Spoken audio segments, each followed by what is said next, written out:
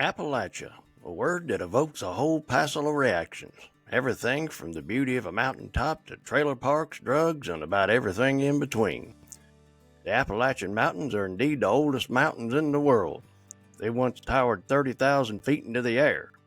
They stretch from eastern Canada through 14 states all the way to Louisiana. The folks that live in these mountains have faced an unending number of tragic and just plain odd happenings that cry out for the telling. Hello, I'm Larry Bentley, and I was born and raised in these very mountains by a family who themselves were born, raised, and lived for generations in the heart of the Appalachian Mountains. Come with me, and we'll take a look at some of the unending stories that come from within my beloved mountains, and we'll take a look at some outside the area as well. Welcome to Season 5 of Appalachian Murder, Mystery, and Legend. Howdy, my good friends. I hope you're doing well today. You are the reason I'm here, so thank you so much for stopping by our Halloween story, or to hear our Halloween story, since Halloween seems to be the podcaster's week that just keeps on a-giving. But don't worry, I ain't about to take up too much of your holiday time today. I know you got some hainting to do. But back in the far-off hollers of the Appalachian Mountains of Kentucky, where coal mines rule the day and little communities of folks lived way out in isolation, there's a secret that laid buried under the hills of bloody Harlan County for nigh on 130 years. And when folks about the area hear about the Blackwood case, they know that it still yet stands as one of the most disturbing examples of a family's descent into what might be called the lunatic fetish. So, come on in, take your shoes off, and set a spell while I tell you about it. Back in 1893, you wouldn't be stretching things at all to say that Harlan County, Kentucky was its own little world. Everybody that lived there lived pretty much like everybody who'd come before them for generations. They grew their own food, made their own clothes, and rarely, if ever, saw the outside of the county line there. Typical Appalachian living back in the day. But the Blackwood family owned a 40-acre stretch in the deep woods through some pretty rugged terrain, which was another part of life for them back in the day. Now, if you ain't never been there, might I suggest that you stop by and have a look at what rugged means in Appalachian terms. Now, the family farmhouse, it was built on one of them mountain rock foundations where it extends down into the ground to make a root cellar. Somebody put thought into this one because they put the door in the kitchen floor where you could just go right down, grab you a mess of turnips or whatever you had down there that you wanted to cook, bring it right up and get right after cooking it. Out behind the house, there was a hand-dug well, and it was dug back in 1827 by the first Blackwood to settle their area. The well was actually a phenomenal feat of labor because it was nearly 70 feet deep. And when you use picks, shovels, digging bars, and buckets to haul the dirt back out of a 70-foot deep round hole, it ain't nothing short of a miracle they was able to do it in the first place, let alone without somebody getting killed. So that's some of that Appalachian determination I'm always talking about. That's what you do when you gotta have water and you don't live near a spring, I reckon. The Blackwoods consisted of father Ephraim, mother Martha, and sons Isaiah, Ezekiel, and Samuel. And one might think that somebody had been reading the Bible with names like that, wouldn't you? But they pretty much kept to themselves. Their only regular, what somebody might refer to as an appointment, was attending Sunday service at Pine Grove Baptist Church. Now, we look back today, we might think that folks in the mountains were pretty much recluses, but it really wasn't unusual for the time for things to go like that. But it was their lunatic behavior that started making some people wonder just exactly what was going on at the Blackwood place. Samuel was able to leave the holler and go to school for a spell. It was when he came back home that the high strangeness started up. What really got people wondering was when, between March and November of 1893, 7 people just vanished within a 20-mile radius of the Blackwood place. The first was Miranda Collins. She was a seamstress and was last seen walking along the Cumberland River Road. Of course, that prompted a search, and if you've ever searched the mountains, you know how easy it ain't. The only thing they found was a single hairpin, which was found near the turnoff toward the Blackwood place. Over the next few weeks, a traveling salesman, a coal surveyor, a county clerk, a miner, a school teacher, and a mail carrier, and the daughter of the local store owner all vaporized like they'd been abducted by aliens. The last known locations were, well, they're all close to the Blackwood farm, too. Sheriff Tom Ridley, who was a Civil War veteran, which means that he was a tough cookie with enough guts to face about anything, even though he didn't have enough investigative training to investigate how urine exited a boot. But he found himself up to his eye lobes with folks just disappearing. And when you read his notes, you see how far up a tree he actually was with it all. He wrote no bodies, no evidence. People are beginning to talk about witchcraft or some such nonsense. I cannot even fathom what connects the disappearances, if anything at all does. Yeah, now I would expect no less than the talk of witchcraft coming from the Appalachian Mountains. Hell, it's in our DNA. But Samuel was the youngest of the Blackwood boys. Like I said, he attended college at Lexington and showed a particular interest in the human anatomy and preservation techniques. Sounded to me like he might have been studying mortuary science. It was rare for anybody to leave the holler and go anywhere, let alone go to the big city and attend an institute of higher learning.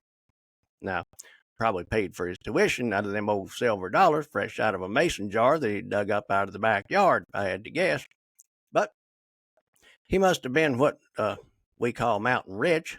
That's when, you've saved enough money that when you go to spending it, you create inflation around your little town for everybody else. And believe me, it don't take much, or didn't take much back then. Apparently, when he went to school, he took a suitcase full of that weird with him. Now, former classmates said that his fascination with human specimens, how long bodies might remain recognizable, and his get up and go full steam at about 100 miles an hour made their blame skin crawl. Letters from professors described incidents involving unauthorized experiments on dead bodies, including attempts to graft animal parts onto human remains. I can only imagine a professor walking in to find a squirrel's hindquarters sewn to a man's forehead, on a dead body. But he was so far up a wackadoodle tree that he was drummed out of college. So Samuel went on back home to the mountains in late 1892, all depressed up from being thrown out of playing with dead bodies, especially since he'd wrote in his journal that, heck, he was just getting started. Yeah, there's something kind of about that statement. All of that stayed pretty much just like it was until 1962. Nobody found them missing folks, and all anybody ever knew was that the Blackwood boys acted like moon-howling, full-blown lunatics when they got around them. That's when a severe drought dried up the old Blackwood well. Surprisingly enough, old man Blackwood, what done dug the well back in 1827, had done such a good job on it that the big talking heads that be came by to do a geological survey. That's where the bureaucrats get all concerned up about votes and decide to throw us plebes a bone by acting like they can do something about the water table. So they send the low bureaucrat on the totem pole out to blow smoke up our hindquarters in the mountains about being concerned about us. But probably the first time some folks around them parts had ever laid eyes on a government bureaucrat. If you're from the Appalachian Mountains, you know what I mean by that. Anyway, said bureaucrat went about doing his geological survey on the Blackwood's old well, and 50 feet down he found a human femur embedded in the clay. Being that you don't find one of them every day, he stopped, popped up out of that hole like he'd just seen a ghost, and notified the Kentucky State Police. They showed up with the latest 1962 forensic technology and specialists from the University of Kentucky and started what they called a meticulous excavation of the whole Blackwood place. What they found shocked the whole blame area for about miles around. And that's saying something for Harlan County, because what it's seen in its time, if you know, you know, If you don't, well, stay tuned because I'm going to get to an episode on Bloody Harlan as soon as I can stop finding more and more on it. By the time the excavation was done, they found multiple human remains in various states of decomposition, some showing signs of amateur preservation. I'd bet that Samuel would take issue with the word amateur, but he wasn't nowhere to be found by then. The bodies were found under layers of sediment and stone. They'd uncovered a sealed 12-foot by 8-foot chamber of horrors that was reinforced with timber and stone. It was even fitted with a ventilation system and a drainage system that vented and entered and exited through the Blackwood well. Inside were chemical bottles, specialized tools, and none other than Samuel Blackwood's very own journal. Samuel's journal dated from 1892 to 1909, and it was a nice little detailed description of the Blackwood brothers, for lack of a better term, groundbreaking activities. Sammy described how he convinced Isaiah and Ezekiel to have lend a brother a hand in constructing his underground Frankenstein type laboratory. Samuel called it his laboratory of contemplation. Looks to me like he was doing a little bit more than just contemplating. He wrote down how he refined preservation formulas, how he articulated joints with wire, and arranged the preserved bodies in lifelike poses. Yes, from what I read, there were poses that would flip the wig of the pastor's wife and knock his pickle in his watch pocket. Sounds like he was ahead of his time in wanting to put on them types of funerals where we've seen online that people are posing folks to look like they're going about their daily life when they're actually graveyard dead and are sitting or in some cases standing in the middle of their own wake like they're holding court with all the folks that's visited. Of course, Samuel, being that he was the brains of the outfit because he'd done attended one of them fancy institutes of high knowledge and was rejected for being too, well, what you might call on the cutting edge of technology, went ahead and taught his brothers his techniques. After the initial shock wore off, which I imagine took a little time because it ain't every day that you run across somebody that likes to diddle with the dead, let alone if that somebody happens to be your little brother. But before you know it, each one of them developed his own personal relationship with his very own person who was as dead as a sack of potatoes. They'd sit around reading to them, doing their hair, and act like they were sitting in church with them. They got real familiar with them, if you know what I mean. Now, forensic anthropologist Dr. Richard Keller did a once-over of the bodies. His report stated that there were at least 9 different people dragged down, probably the hard way, and preserved in that hell hole. He estimated their times of death from around 1893. I know, shocker. He did a chemical analysis of what exactly they used to preserve the bodies. He found arsenic, formaldehyde, alcohol, and mineral salts. There wasn't nothing cutting edge or new about any of it, really. Some of the victims had restraint marks, which meant that at least they had been pounced on, tied up, and dragged down the hard way and deposited into the little hole and kept there for a spell before the boys offed them, then fixed them all up to look nice, pretty, and apparently some kind of deranged version of desirable. None of that bothered folks as much as the fact that all the bodies were propped up and posed like they were at a party or something, standing or sitting and conversing with one another. Some of them was grouped together like they was family members or something. They found some items that confirmed the identities of several of them. They were sure enough Miranda Collins. They found her sewing basket. Joseph Miller, they found his sketchbook. Sarah Hatfield, because they found her botanical case, and Rebecca Palmer, when they found her sheet music. So the poor families and law enforcement officers who worked on the missing persons cases, along with all the friends, went to their graves wondering if maybe some kind of granny witch may have actually put a hex on them and maybe turned them into toads or something. Most certainly, we can't have something like this happen without the head doctors getting in the middle of it.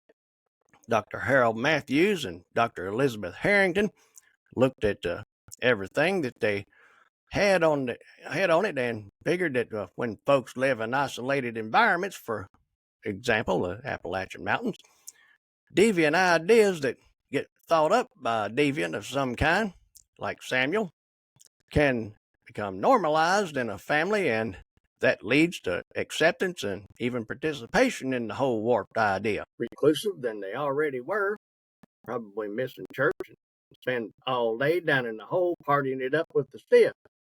Isaiah died in 1915. No word on the cause of death. We gotta wonder if he rubbed something off on himself while living it up with the dead, hiding down in a deep, dark, dank hole. But Samuel just disappeared from records in 1910. If anybody ever figured out where he went, they might want to dig up his yard, but it may get pretty interesting.